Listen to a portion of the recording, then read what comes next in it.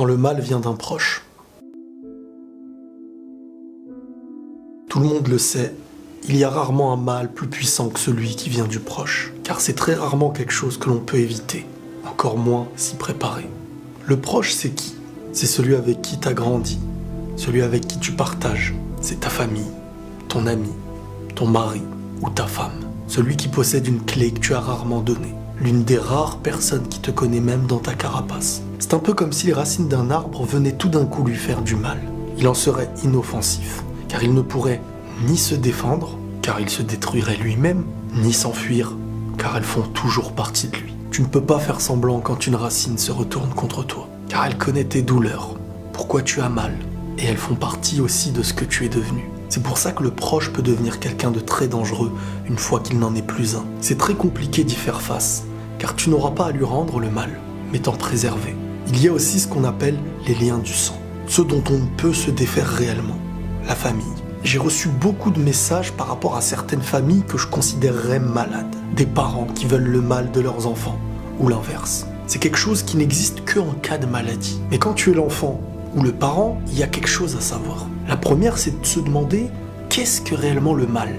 Beaucoup de nos proches, qui nous aiment, peuvent paraître méchants, ou encore comme des gens qui veulent notre mal. Mais c'est parfois bien plus tard qu'on se rend compte que ce qu'on considérait comme un mal était de ce qu'il y avait en fin de compte de mieux pour nous. Une attitude peut nous déplaire et nous faire croire qu'elle vient du mal, alors qu'en fin de compte, sur le moment, nous n'étions pas prêts, nous n'étions pas en accord, nous ne voyons pas encore. Il faut très vite faire la différence entre ce qui est un mal et ce qui nous fait mal. Malheureusement, il est vrai qu'il existe des parents ou des enfants qui n'en sont pas réellement. Mais ce que je dirais à la personne qui subit une injustice venant de quelque chose de son propre sang ou de quelqu'un de très très proche, c'est que cette personne, à travers cette immense épreuve, elle deviendra quelqu'un de très très fort avec énormément de recul sur son avenir, capable de surmonter et percevoir beaucoup de choses en avance. Pourquoi je dis ça? Pas simplement pour rassurer, car en étant quelqu'un qui vit l'injustice tout en se forçant à rester juste, être de ceux qui font en sorte de jamais briser un lien du sang, ce qui va construire à la suite de ça, dans son avenir, c'est une vraie intelligence. C'est la compréhension, c'est le recul. Les douleurs n'apportent pas que quelque chose de néfaste, surtout quand on sait y réagir. Cette personne aura compris qu'être un pont est tellement plus difficile que d'être un mur. Car être le mur, c'est la facilité, c'est s'éloigner, c'est empêcher l'autre. Maintenant, il y a aussi la réalité de savoir préserver votre personne. S'éloigner de la bonne manière, au bon moment, sans pour autant couper. Ça, c'est face au danger qui est proche. Savoir faire un pas en arrière, pour ensuite en faire deux en avant. Ces hommes et ces femmes qui vivent ces épreuves, en tant que parents ou en tant qu'enfants, en tant que frères ou sœurs, vous devenez tellement forts. Vous comprenez du plus jeune âge des choses que de grands adultes n'ont toujours pas compris. Malheureusement, c'est des épreuves, mais elles vous forgent réellement, surtout quand vous réagissez proprement. Maintenant, les parents, ça reste les parents, bons ou mauvais. En dehors de ce que j'ai cité comme peut-être une famille malade, il y a aussi des parents qui sont faibles, comme toute personne. C'est des enfants qui ont grandi, qui éduquent d'une façon qui à leurs yeux est la meilleure. Ils n'ont pas toujours raison. Il y a des choses que l'enfant comprendra que ses parents n'ont pas compris.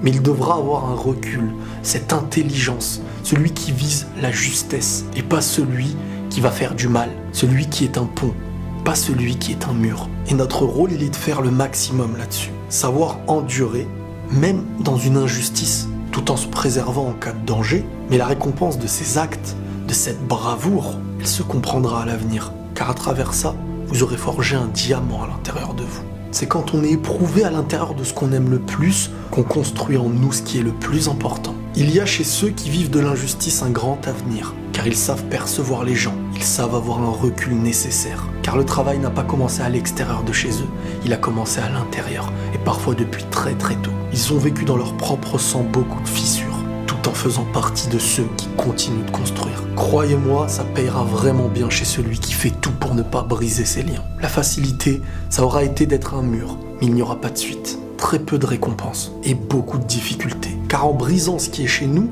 on brise ce qui est en nous. Tandis que celui qui s'est enduré, c'est celui qui un jour sera remercié, car il aura fait changer parfois celui qui était injuste envers lui. La vie n'est pas un paradis.